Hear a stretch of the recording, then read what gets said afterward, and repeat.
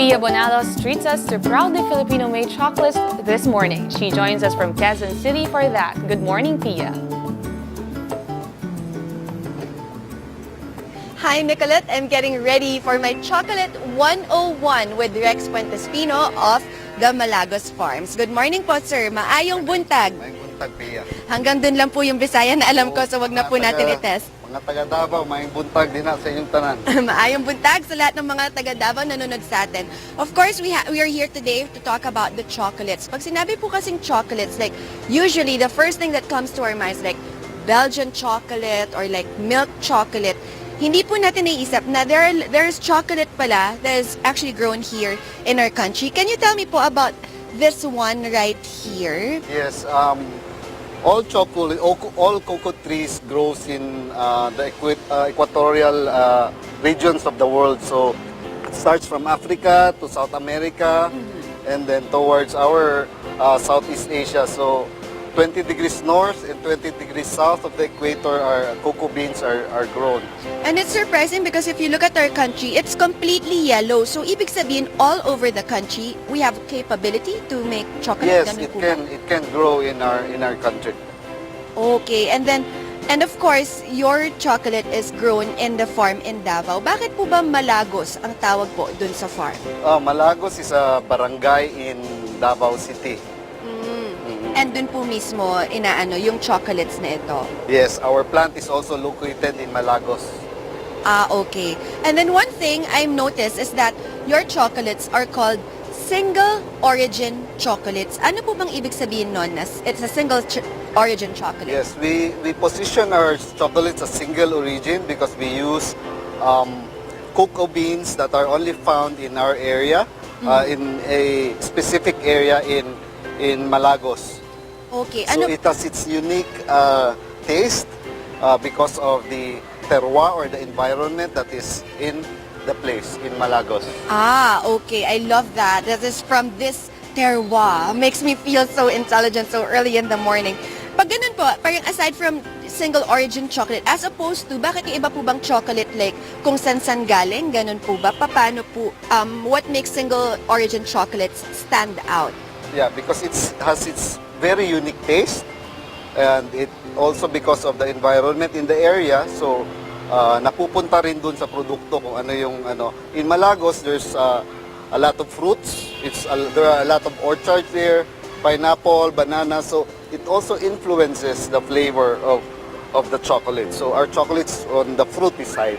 And when you mention that, when you think of Davao, you think of all these fruits that grow in Davao, and all of them always taste so fantastic. First thing comes to my mind, of course, the pomelo, the lanzones, the durian, for those who like durian. So yung mga fruits na yun, it also contributes to the taste of the chocolate. Ganun Yes, ba? and of course the soil also, and the environment, because the rainfall in the Davao region is very regular throughout the year. So it's good for the plants. So it's a perfect place talaga for you to grow it. And then here we have like a replica of a cacao bean. I never thought na ganito pala kalaki yun itsura nun. Can you tell me, Yes. walk me very quickly through the process. So from cacao Yes. bean, ano na po ang nangyayari? This is it's a pod. And then that's this is a the pod. bean. It's a replica. This is a wooden replica, a life-size replica of a cacao pod. And then this one is a cacao bean.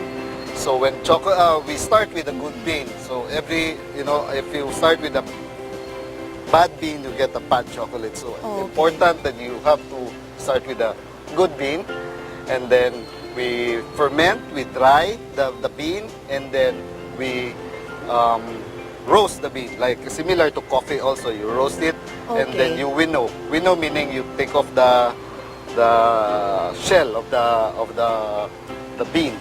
And then after that, we grind them, and then there's another process called tempering. We temper the chocolates, we mold, and then we cool the chocolates, and then we remove it out of the mold. Okay, and then that's how you yeah. come up with the chocolate. So interesting, the pod, ito yung galing from the tree.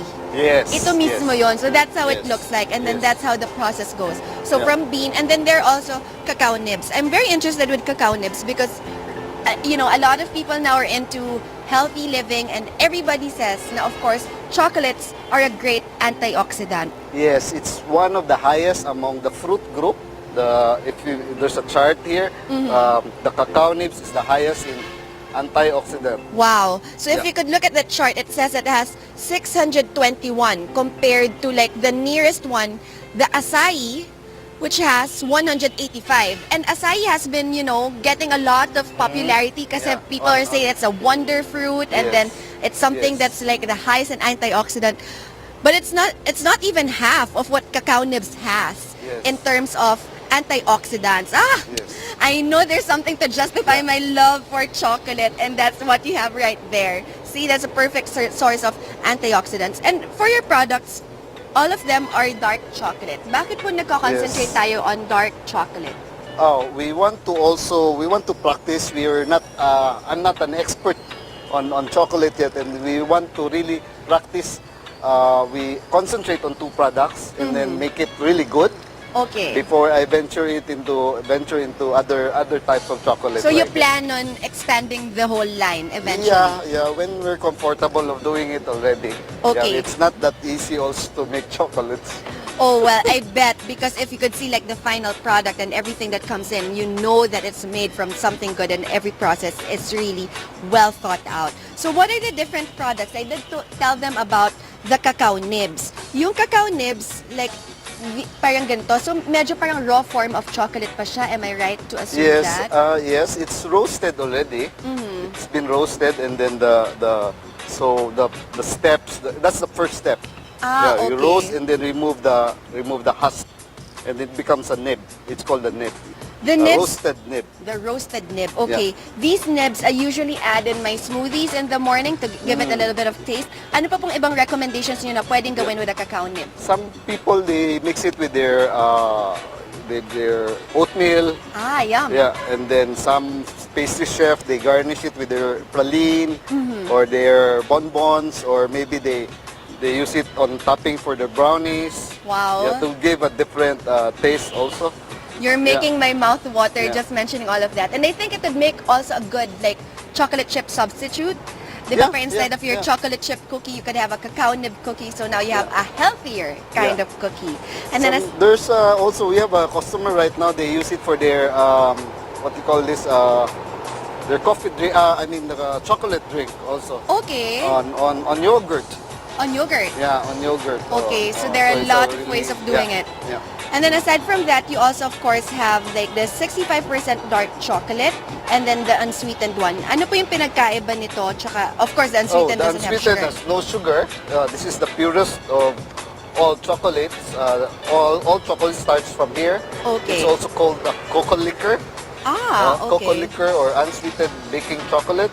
And then for the 65, we put sugar, cocoa butter, and then lecithin as an emulsifier, and a little bit of vanilla. Wow, and of Yeah. course there's a whole world of things you can do with chocolate. And right now I'm just the smell of chocolate makes me so happy. Thank you so much, Sir Rex. Thank you, Pia. Daghang salamat. Daghang salamat po. Well, now I'm left to enjoy this chocolate. I don't want to torture you as I dig in, so I have nothing else to do but to give it back to the studio. Back to you, Nicolette and Hillary. Cacao nibs for us, please. Thanks, Pia.